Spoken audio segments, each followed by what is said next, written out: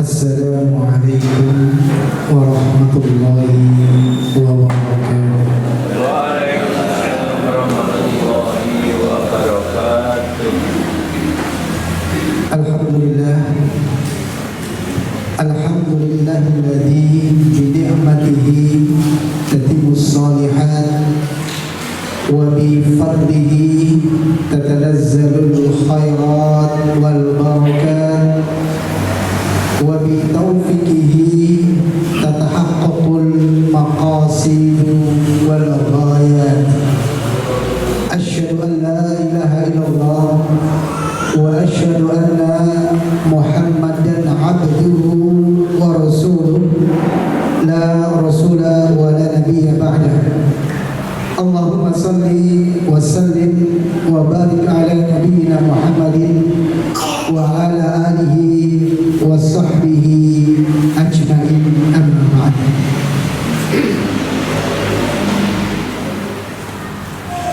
Yang kami hormati pimpinan cabang Muhammadiyah Hulu beserta segenap pengurus yang tidak bisa kami sebutkan satu persatu, dan segenap hadirin hadirat jamaah kajian Ahad pagi PJM Hulu yang berbahagia.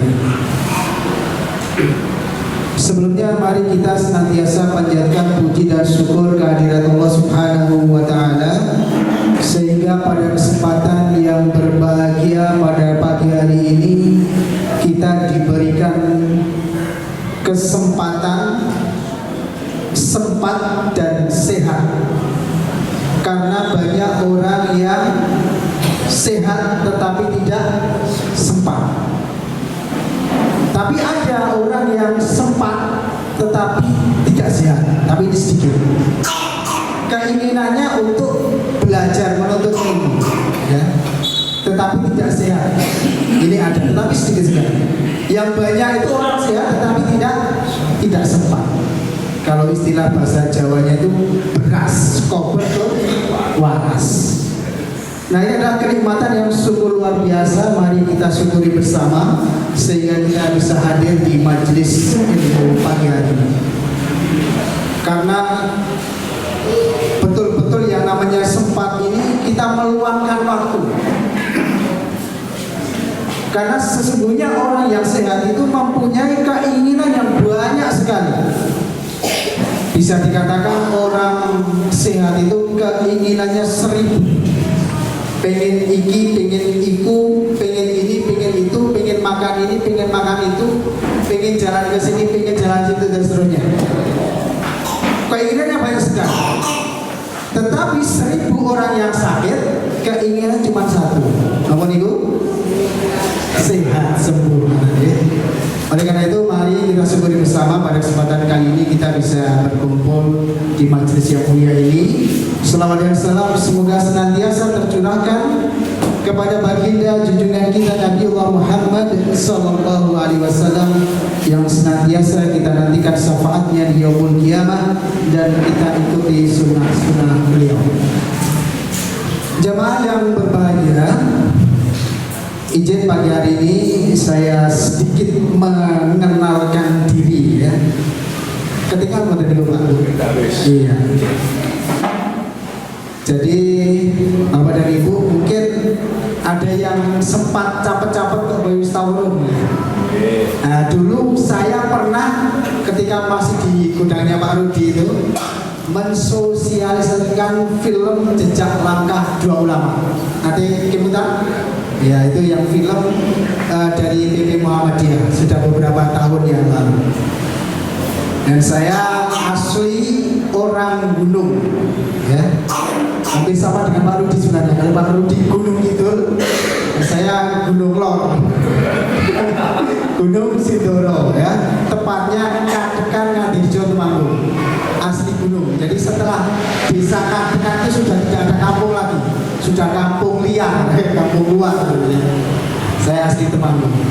Tapi kemudian sejak SD sama orang tua saya dikirim untuk belajar ke pondok pesantrennya almarhum Mbah Kiai Haji Sugiyanto. Wonten ingkang depan almarhum, beliau adalah ayahanda dari Ustadz Taufik Hartono, ya. Kakek dari Ustadz Bunaya Fathir Rasadi LCMA, barangkali ada yang tepat. Karena bapak saya itu dulu itu pernah mondok dibiayai sama Perserikatan, sama ranting gitu ceritanya. Tetapi orang kerasan, ya, itu pirang sasi istilahnya mutu. Padahal dulu mondoknya itu pesantren Papelan. Alumni Papelan itu seperti Ustaz Makmun itu beliau alumni sana. Ustaz Mufri Wayan itu alumni Papelan. Ya seandainya, membayang seandainya dulu bapak saya itu lulus mungkin sudah jadi kiai, kita kiai kampung gitu. Tapi karena itu kemudian gagal, beliau punya cita-cita anakku itu mondok. Nah, alhamdulillah kemudian saya dikirim meskipun dengan berdarah-darah membiayai anaknya, alhamdulillah. Kemudian saya bisa sempat belajar di pondok modern asrama. Kemudian saat ini saya tinggal di perumahan Gria Sakinah, yaitu satu kelurahan dengan Ustadz Judarto dan Ustadz Makmun, satu kelurahan di Cianti. Kemudian kebetulan untuk di Muhammadiyah sendiri, posisi saat ini saya membantu di KMM atau Klub Muhammadiyah Temanggung, dan kemudian juga di PDM di Majelis Pustaka dan Informasi. Jadi suatu saat bapak-bapak ibu kok melihat saya kok pegang kamera kayak nyoteng-nyoteng, ampun yakin. Nah itu ada profesi lain atau keterampilan lain begitu ya. Karena kebetulan saya diamanai untuk menjadi salah satu anggota Majelis Pustaka dan Informasi yang istilahnya menjadi corong dari PDM. Nah kebetulan juga dulu ketika di pesantren itu kebetulan ini di bagian penerangan ya, jadi kok alhamdulillah ilmunya yang dulu dipelajari ini bermanfaat. Bapak dan Ibu yang berbahagia, kemudian sehari-hari saya di kantor Kementerian Agama Kabupaten Temanggung. Itu barangkali sedikit yang bisa kami sampaikan untuk perkenalan, dan itu kelihatan ya. Itu alhamdulillah hari ini saya ajak semua keluarga besar saya. Cuma 4 keluarga besarnya ya. Jadi istri saya 2, anaknya maksudnya. Ya, yang tadi di sini tadi alhamdulillah sekarang sudah aliyah kelas 2, mohon doa restu, mudah-mudahan besok bisa melanjutkan studi ke Timur Tengah sehingga bisa memberikan lebih manfaat untuk Muhammadiyah. Dan yang kedua di Pondok Al Mukmin. Jadi mohon maaf pagi hari ini saya agak telat. Tadi sudah manasi mobil, begitu mau berangkat dimatikan, dihidupkan lagi kok bunyi terus langsung mati. Nah daripada saya motor itu kemudian mengeluarkan motor terus menggunakan roda 4 tapi sendiri-sendiri ya. Dan sampai sini alhamdulillah ternyata belum lengkap, jadi tidak terlambat. Nah itu perkenalan untuk saya pada kesempatan pagi hari ini. Dan kalau nggak salah di sini juga ada Budaya Ayub ya kan? Anak saya itu semuanya muridnya Budaya Ayub di SD Muhammadiyah Temanggung. Bapak dan Ibu yang berbahagia, pada kesempatan pagi hari ini saya akan mencoba menyampaikan tentang sesuatu yang membahagiakan. Jadi ini pertemuan pertama yang kita sampaikan, yang kita pelajari bersama adalah sesuatu yang membahagiakan saja. Kalau sesuatu yang menyedihkan, sesuatu yang menakutkan, kayak pertemuan pertama kok sudah membahas itu kayaknya kurang pas ya. Jadi pagi hari ini saya akan menyampaikan sesuatu yang membahagiakan, yang berkaitan dengan surga. Bapak dan Ibu, saya punya teman, beliau adalah seorang kiai dari Kudus. Beliau pernah cerita sama saya, Mas, saiki kuwi nek memberikan ceramah, memberikan pengajaran pengajian ini rodo angel. Kok bisa ya? Oh, masalahnya sekarang itu banyak jamaah itu nek diiming-imingi surga wis do ora pati tertarik. Nek diwedani neraka wis do ora pati wedi. Muga-muga ning jaman iki mboten nggih. Ini jamaah kan wonten mriku. Mugi-mugi mboten. Tasih tertarik mboten Pak surga Pak? Nggih. Tasih nggih. Alhamdulillah kalau begitu. Nah ini cerita teman saya seperti itu. Nah, terus kemudian solusinya pripun? Nek aku ceramah, aku pengajian, pokoknya sing penting lucu. Sing penting lucu. Nek dok rodok saru, waduh, ampun nek iku. Kadang-kadang kan orang itu ditanya mau pengajiannya apa? Lucu. Tetapi sesungguhnya kalau jamaah itu masih tertarik dengan surga, masih takut dengan neraka, insya Allah masih aman. Tetapi ketika orang itu diiming-imingi dengan surga tidak tertarik, diwedani neraka orang tertarik, perlu dipertanyakan.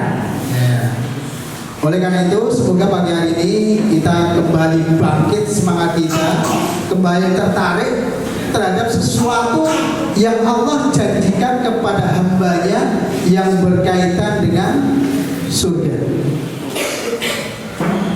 Bapak dan Ibu yang berbahagia, ada sebuah kitab, dalam satu kitab ini pun membahas tentang surga.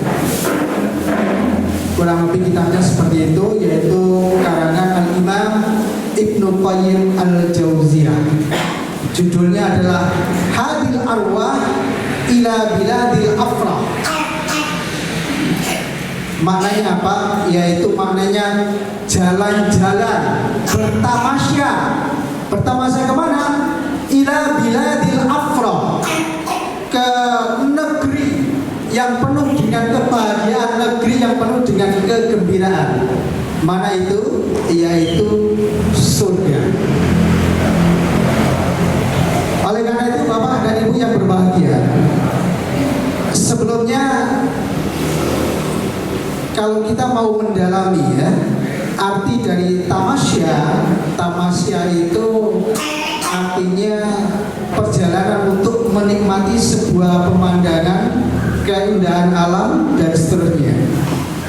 Kalau bertamasya, pergi menikmati perjalanan yang menyenangkan, bersenang-senang, melihat-lihat, jalan-jalan, memulai jelong-jelong, healing katanya bahasa kami ya, tentang keindahan alam dan sebagainya.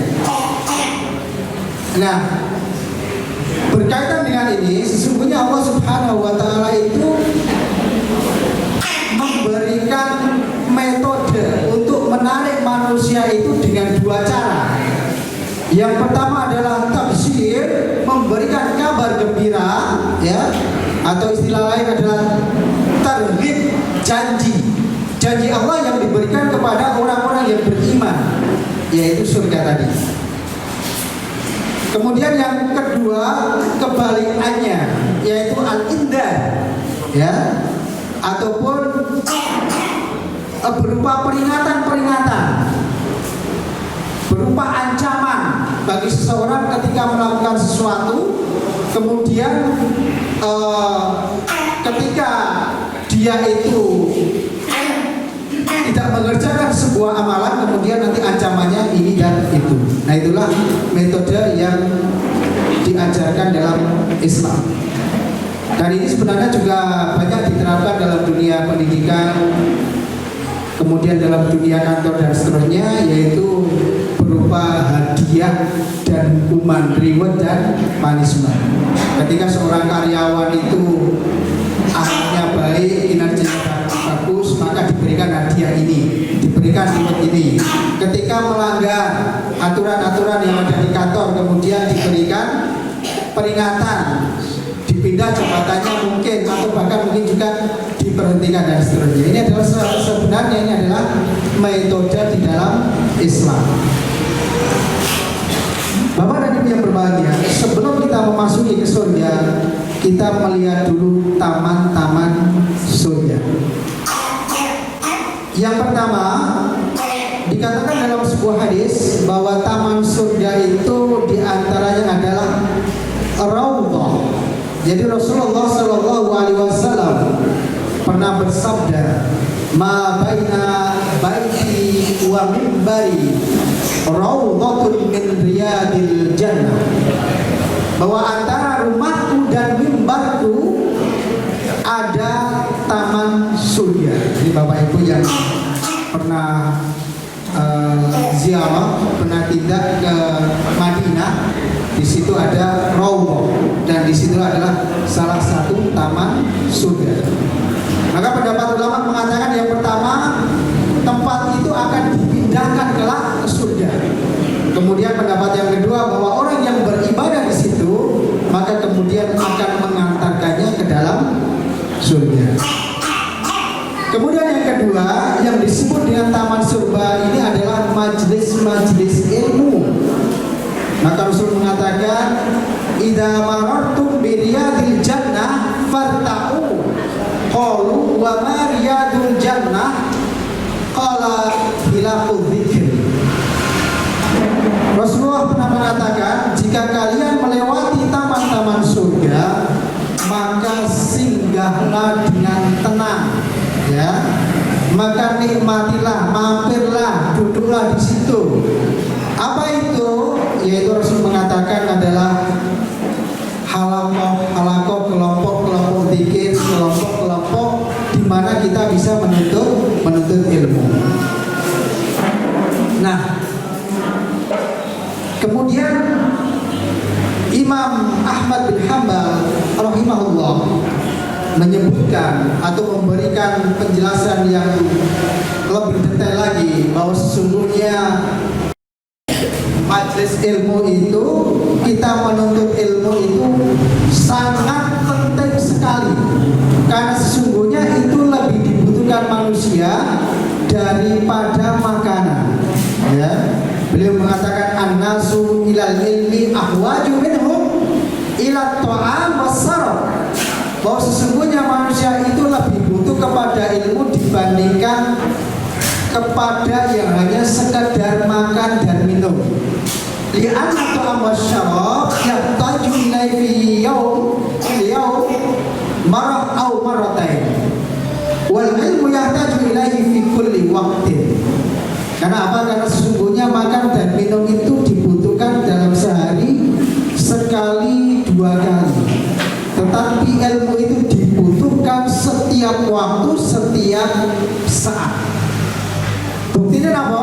Buktinya Bapak dan Ibu kita semuanya dalam sehari ini makan mungkin hanya sekedar sekali, 2 kali, mungkin 3 kali, ya. Bapak Ibu kalau di sehari berapa kali? 3, ini cukup, ya. Kalau bapak ibu yang jauh sudah ada sepuh, mungkin bahkan sehari itu cukup makan 2 kali. Ya. Kadang pagi sama sore mungkin, ya. Berbeda dengan anak-anak yang masih remaja, istilahnya itu yang semego. Ya. Beda kalau kita punya cucu, punya anak yang semego itu biasanya makannya kuat. Biasanya nafsu makannya kuat. Saya contohkan mungkin, ya, anak saya ini kalau di pondok kemudian baru liburan di rumah, Masya Allah makannya itu terus menerus. Jadi kalau pagi hari ini jalan-jalan ke alun-alun misalnya, kemudian melihat ada bubur, tiba-tiba makan sarapan. Nanti pulang sampai rumah jam 7, ibunya masak, makan lagi. Siang hari di rumah sambil olahraga bermain, ada bakso liwat, bakso malam, makan.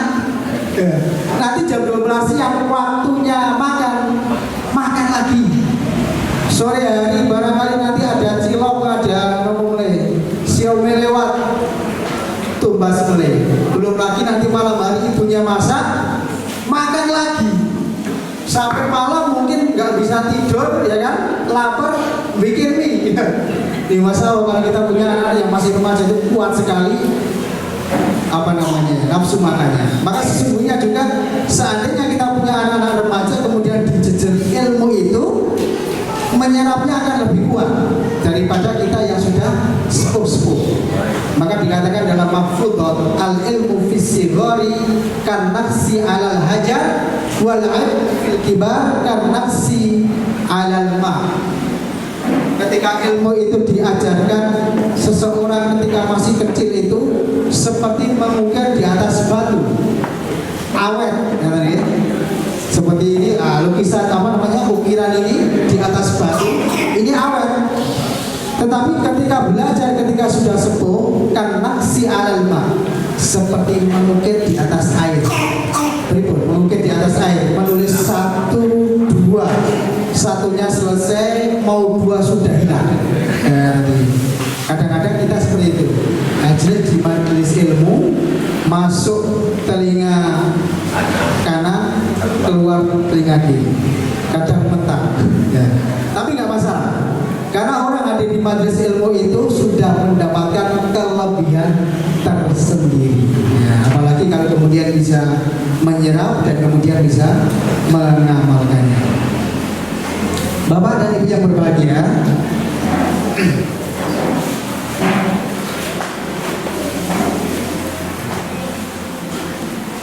kemudian kita memasuki berikutnya yaitu gambaran surga. Rasulullah Shallallahu Alaihi Wasallam bersabda, Yaqulullah Taala, A'dadtu li ibadiyas salihin ma la aynun ra'at wa la udhunun sami'at wa la khatara ala qalbil bashar. Gambaran sebuah surga itu, bahwa surga itu belum pernah terlihat oleh mata, belum pernah didengar oleh telinga, bahkan juga belum pernah terlintas dalam hati seorang manusia. Jadi Bapak Ibu misalnya punya keinginan yang ada di dunia ini saat ini, keinginan apa yang belum pernah tercapai? Napa Bapak Ibu? Membayangkan silakan. Keinginan yang belum pernah tercapai dan betul-betul pengen. Tapi sesungguhnya apa yang kita bayangkan, yang kita inginkan itu belum seberapa jika dibandingkan dengan sesungguhnya sesuatu yang ada di surga. Maka kemudian Allah Subhanahu wa Ta'ala memberikan gambaran surga itu sesuai dengan keinginan manusia.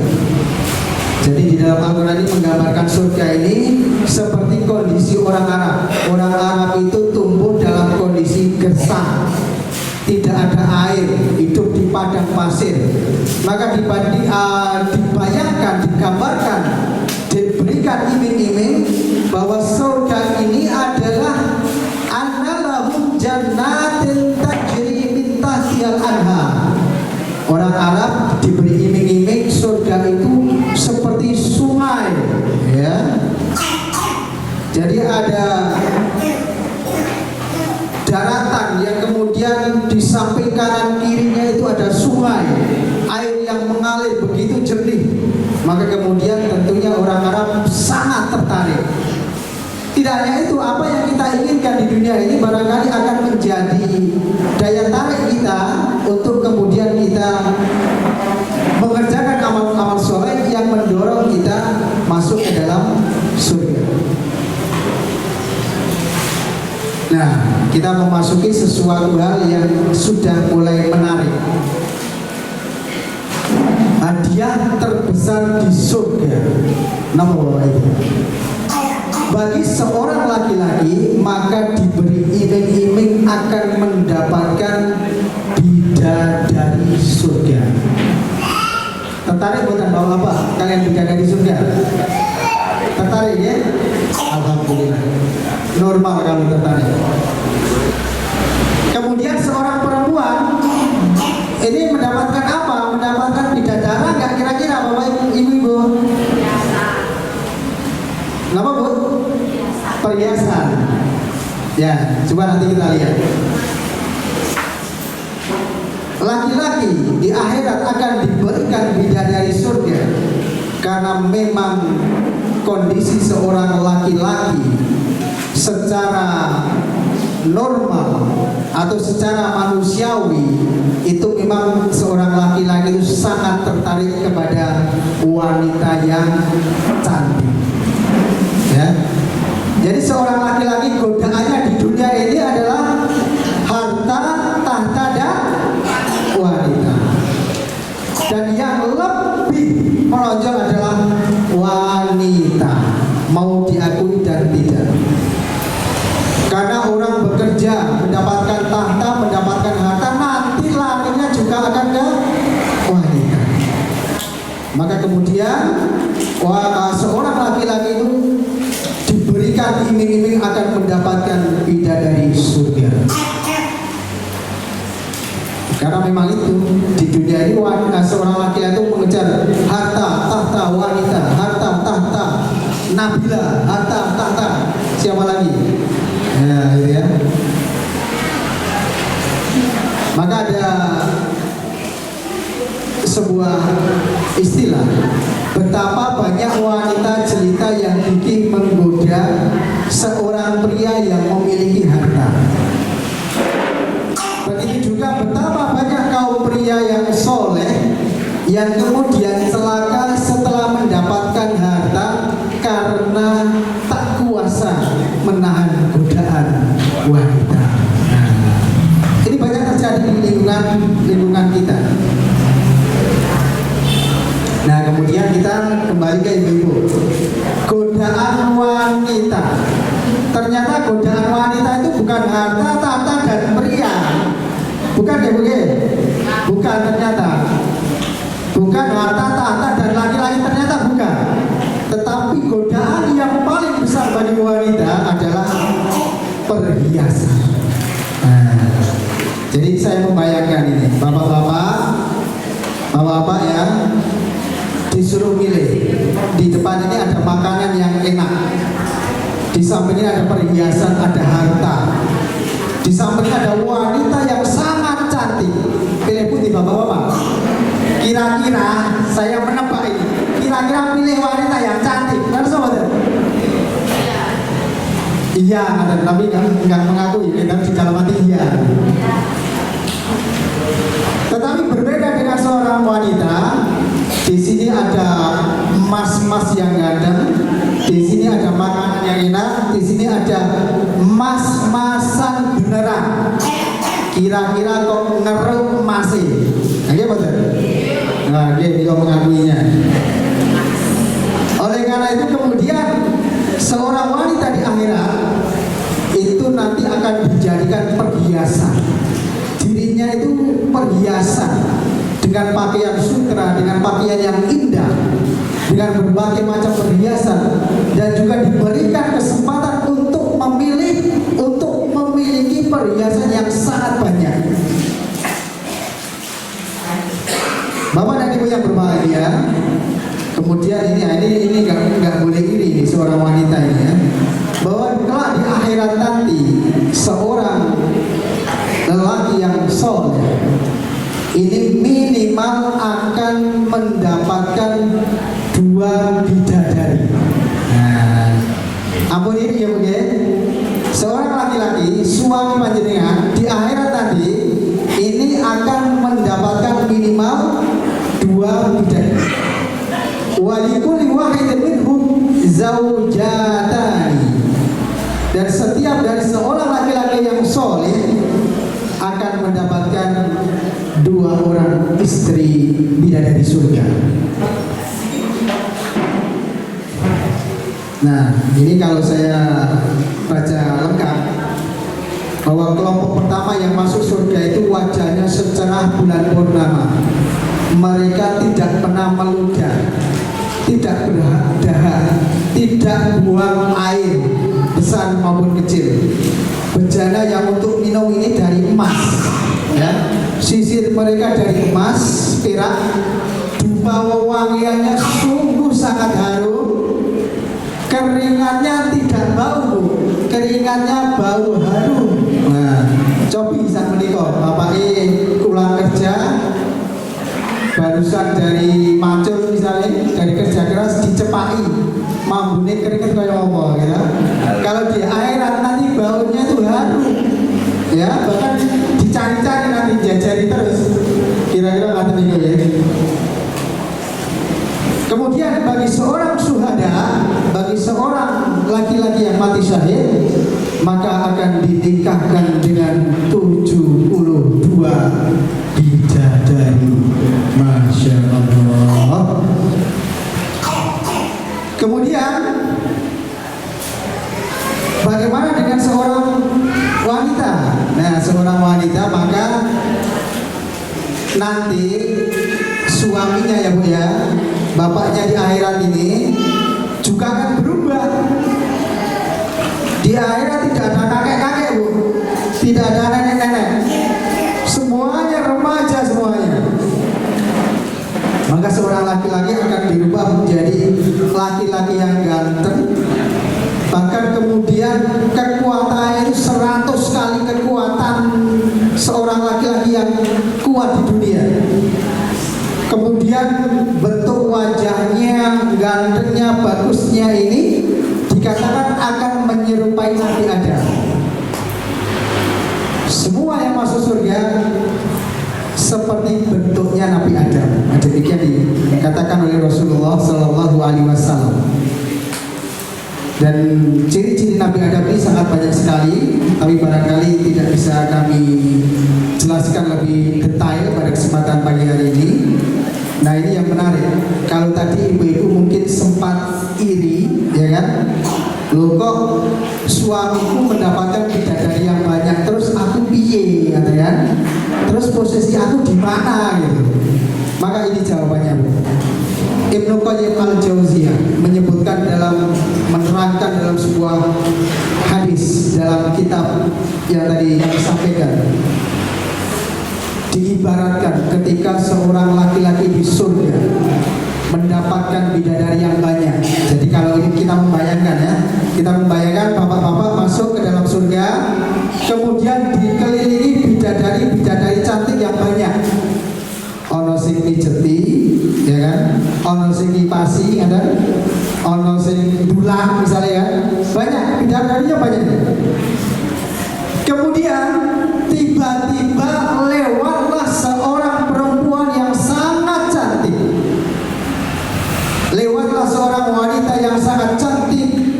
Kemudian semua pandangan itu tertuju pada wanita tersebut, mengagumi sungguh-sungguh wanita itu betul-betul cantiknya tiada tara. Siapa wanita itu?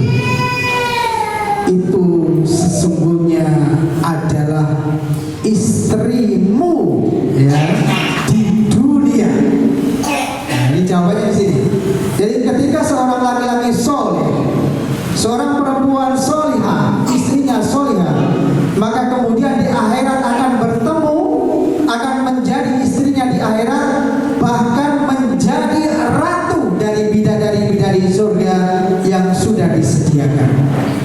Maka kemudian dijelaskan lagi ketika seorang suami itu mendapatkan ratu bidadari di surga, dia sudah istilahnya apa ya, Indonesia marah, sudah puas dengan wanita tersebut. Artinya apa? Ketika wanita itu solihah di akhirat menjadi istri dari seorang laki-laki yang soleh, akan berpasangan, kemudian sudah akan fokus kepada wanita tadi, seakan-akan melupakan wanita-wanita cantik yang ada di sekitarnya. Karena sudah terpesona dengan bidadari yang dulu menjadi istrinya di dunia.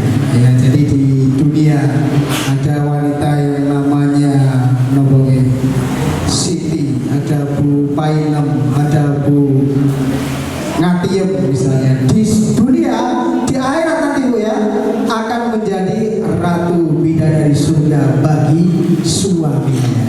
Jadi jangan khawatir. Nah kemudian,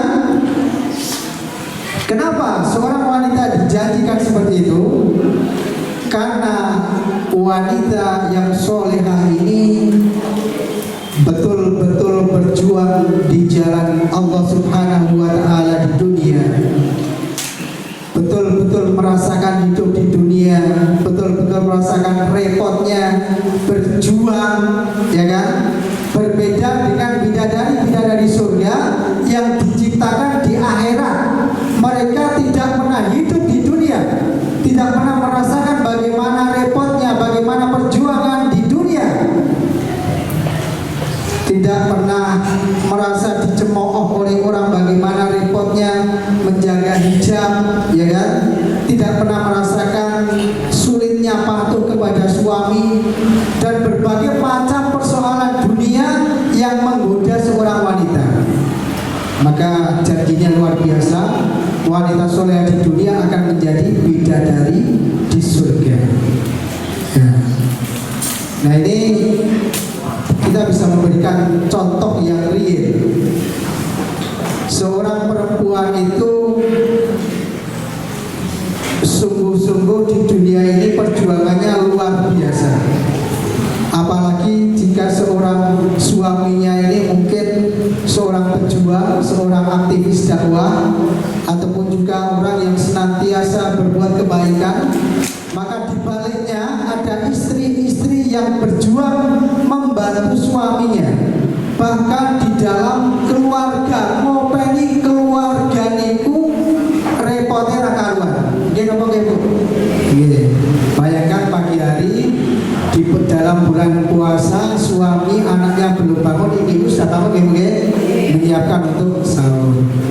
Tiap hari mencuci pakaian, mencuci popok anaknya. Katanya bidadari di surga tidak pernah melaksanakan seperti itu, ya kan? Maka bahkan seorang wanita ini diberikan anugerah, diberikan kemuliaan yang luar biasa oleh Allah Subhanahu wa taala, sangat banyak sekali. Di antaranya bahwa seorang wanita itu ketika melahirkan anaknya kemudian meninggal, maka akan dijadikan pahalanya seperti orang yang mati syahid. Karena sesungguhnya begitu perjuangan dalam melahirkan seorang anak. Mungkin ibu-ibu punya pengalaman sendiri, entah itu yang lahirnya normal ataupun yang lahirnya sisa. Pengalamannya beda-beda. Ya, jadi kalau saya cerita diri saya sendiri saja ya. Ketika dulu istri saya mau melahirkan anak saya, jadi sekitar habis maghrib, habis isya itu coro-corone pun kroso lahiran. Maka kemudian saya antar ke bidan. Karena ini baru pertama kali kan, jadi belum tahu semuanya. Istri saya belum tahu, saya juga belum tahu seperti apa prosesnya.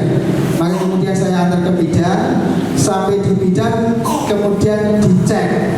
Oh mas, niki ternyata nembe bika 3. Aku lo saking polosin, Bu, awal pintunya beri tentu Bu. Saking polosnya, ternyata ada berpintu-pintu ya Bu ya. Kalau tidak salah itu buka sampai 10 kan ya. Nah, maka kemudian saya tawari mau pulang atau masih di bidan ini saja. Nah kemudian ayo wis niki wae. Maka kemudian selama malam itu terasa ingin melahirkan, ya kan? Bahkan sampai subuh ternyata istri saya nggak bisa tidur. Sampai subuh itu anak saya belum lahir. Sampai malam hari saya diriwangi tahajud sampai ketiduran berharap subuh lahir, ternyata belum lahir. Sampai subuh direwangi 2 belum lahir Bu. Sampai jam 7 pagi ternyata nyuruh sewu. Ketika mau keluar masuk lagi Bu. Ketika mau keluar masuk lagi gitu ya. Istilahnya ngedeni kurang kenceng gitu ya. Jadi waktu itu ditanya sama bidan, Mbak, niki putrane jenengan ini mboten metu-metu. Tak kei tawaran, pripun nek dibekal ke rumah sakit mawon. Waktu itu yang namanya rumah tangga baru kan belum apa nih, masih selalu memikirkan tentang kondisi materi, ekonomi, uang. Istri saya ditanya itu, Mbak, berikut Mbak, pindah rumah sakit mawon. Mboten Bu, kulo tak derma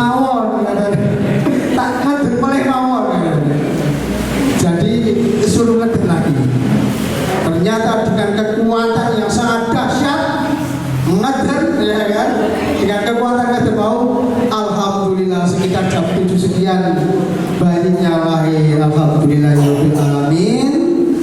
Ternyata beratnya pinter Bu, 4 kilo. Wah, ternyata besar sekali. Dan itu pun tidak hanya cukup 1 bidan, didatangkan sampai 3 bidan. Karena ngurusi pakai tadi yang apa namanya ngeyel udah keluar rumah sakit ya. Ini adalah apa namanya pengalaman pribadi saya. Begitu seorang wanita itu repot sekali. Salah satunya adalah melahirkan. Sehingga ketika seorang wanita melahirkan kemudian meninggal, maka dijanjikan surga. Dinilai seperti orang yang mati syahid. Bapak dan Ibu yang berbahagia, sampai jam tadi. Jam 7-10 menit. Ya masih ada waktu 10 menit gitu.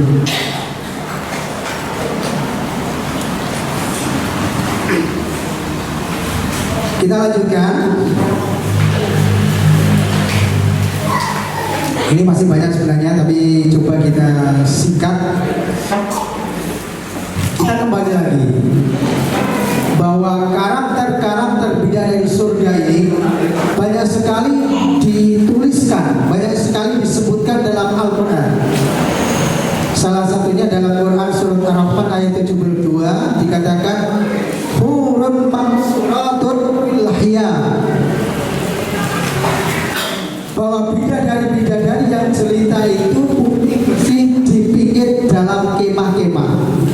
Jadi ini membayangkan, mengimajinasikan seorang bapak-bapak laki-laki ketika mungkin di dalam sebuah villa, menginap di sebuah villa di dalam kemah, sekaligus di situ sudah ada penghuninya, Pak. Siapa? Bidadari tadi. Kemudian dikatakan wajahnya cantik dan bagus akhlaknya. Fihinna khairatun hisan.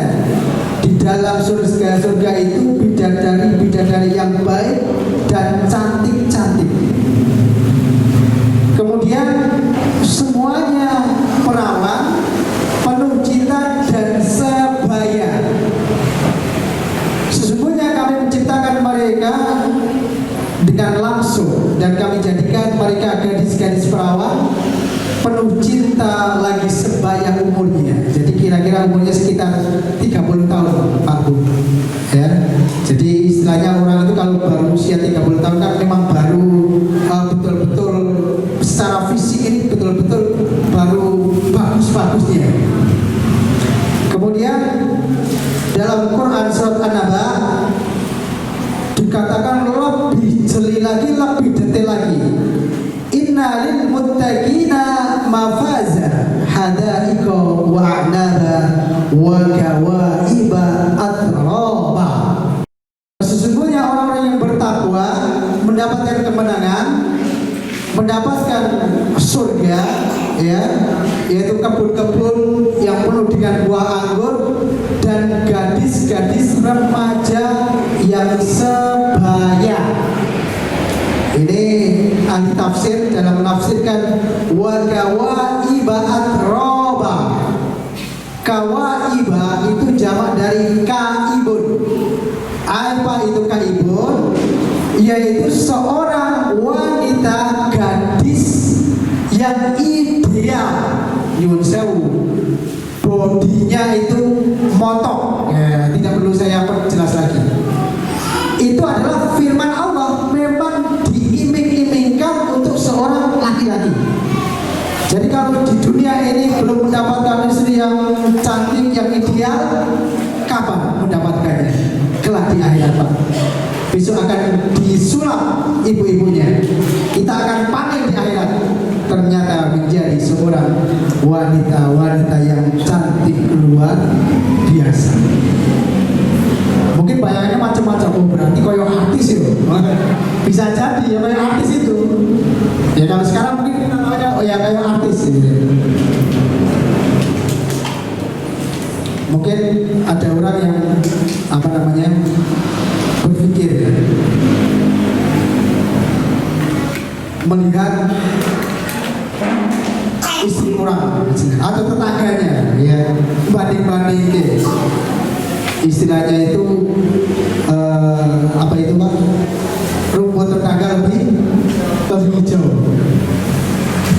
Tapi setelah dicepai jebolannya rumput sintetis, rumput plastik. Ini orang kadang-kadang membayangkan seperti itu, ya. Kok istri ini kayak artis? Nah, jadi kan mau artis Pak, ya kan? Nah, kalau jadi kan artis mungkin istrinya bisa artis.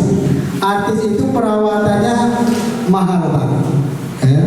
Ada artis itu yang menghabiskan perawatan itu sampai puluhan juta, sampai ratusan juta, bahkan mungkin juga sampai miliar. Jadi jenengan pengen istrinya cantik seperti artis, ya silakan sediakan uang yang beratus-ratus juta, insya Allah nanti akan berubah. Ya kan? Nah itu kita mungkin membayangkan seperti itu. Kemudian lebih detail lagi, dikatakan kulitnya mulus, matanya lebar, membelolok, rambutnya berkilau seperti kilau sayap burung nasar. Wah ini sangat indah sekali.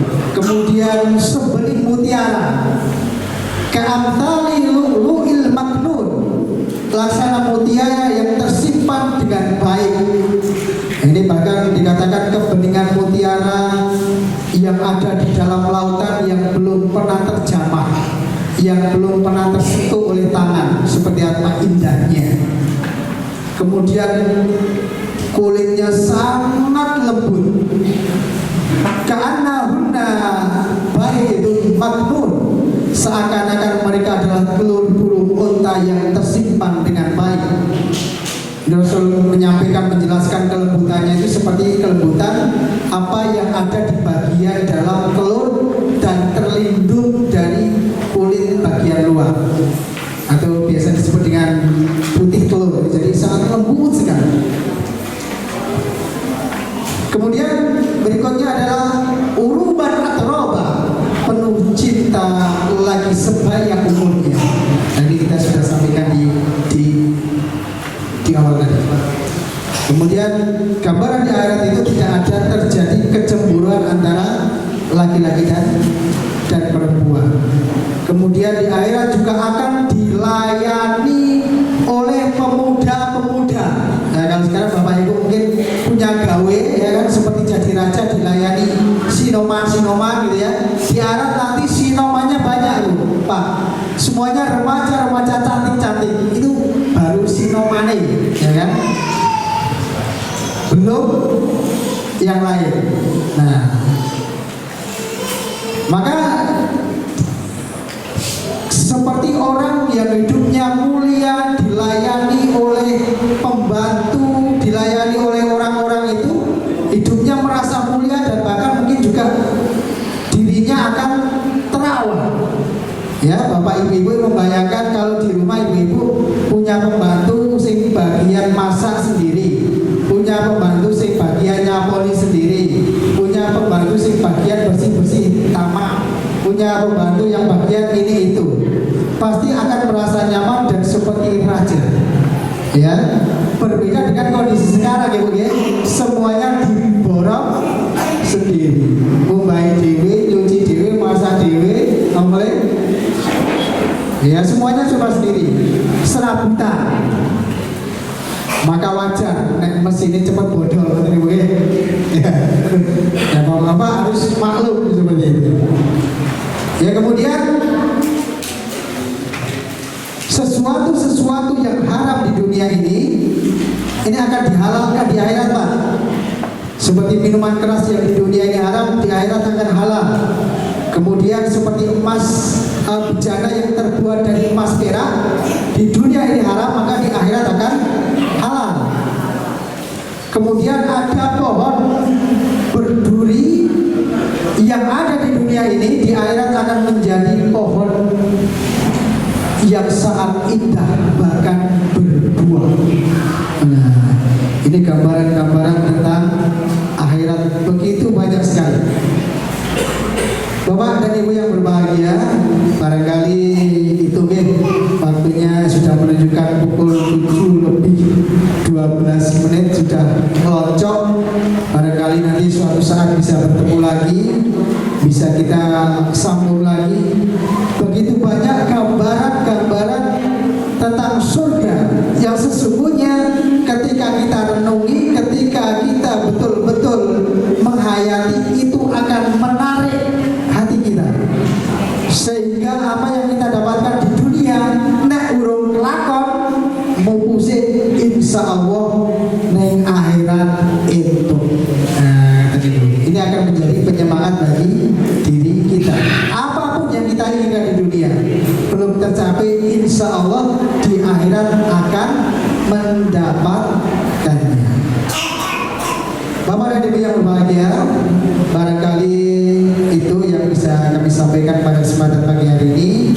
Apabila ada sesuatu yang berguna, yang manfaat, sesuatu yang baru, alhamdulillah. Apabila ada sesuatu yang sudah tahu, anggap saja sebagai penyegaran, sebagai pertemuan awal, menyampaikan sesuatu yang ringan, sesuatu yang menarik bagi diri kita, agar kita semangat dalam beribadah, agar kita semangat dalam menuntut ilmu, dan agar kita semangat dalam mengerjakan amal-amal soleh. Apabila ada kekurangan dan kekhilafan, kami mohon maaf yang sebesar-besarnya. Mari kita tutup pada kesempatan kali ini dengan membaca tahmid. Alhamdulillahirabbil alamin. Subhanakallahumma wa bihamdika asyhadu an la ilaha illa anta astaghfiruka wa atubu ilaik. Wa akhiru da'wana alhamdulillahirabbil alamin. Wassalamu alaikum warahmatullahi wabarakatuh. Waalaikumsalam warahmatullahi wabarakatuh. Terima kasih atas tausiah-tausiahnya yang telah disampaikan oleh Ustadz Arifin. Masya Allah, begitu menariknya. Bapak dan Ibu sekalian, kalau kita bicara bahas masalah surga, begitu menariknya. Tapi ingat bahwa untuk ke surga kita harus bawa amal soleh, dan syaratnya itu nggak mudah. Ingat, untuk mau surga Pak, tapi ada syaratnya, mati dulu. Ustaz, sebelum saya tutup, ini ada 3 durpres untuk 2 ibu, untuk 2 ibu-ibu dan 1 untuk bapak-bapak. 3 pertanyaan Ustaz.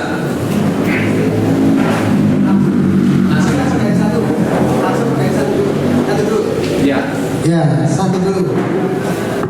Tadi yang kami sampaikan tadi, untuk seorang laki-laki yang solih di akhirat akan mendapatkan berapa bidadari, Bu? 2. Yang kita saya berdiri, Bu. Oke, berdiri. Berapa, Bu? 2. Ya, betul. 2. Ya. Pertanyaan yang kedua. Pertanyaan yang kedua, seorang yang mati syahid akan mendapatkan berapa bidadari, Pak?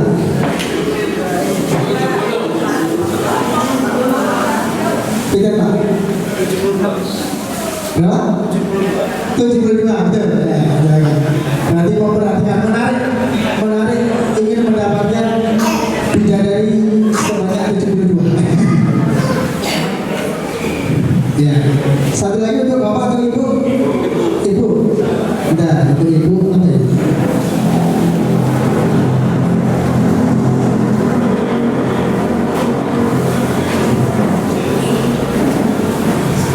Ya, ini aja. Salah satu dari taman surga, apa Bu? Tidak saya. Oh, Bu. Dia ibu yang kudung biru. Apa Bu? Raudhah. Benar. Enggak. Dia yang ini bermanfaat, dan ternyata ada progres. Semoga memberikan daya tarik sendiri, dan semoga kajian ini semakin lama semakin berkembang, semakin meningkat, apalagi gedungnya baru dan baru saja diresmikan oleh Ketua BP Muhammadiyah Masyarakat.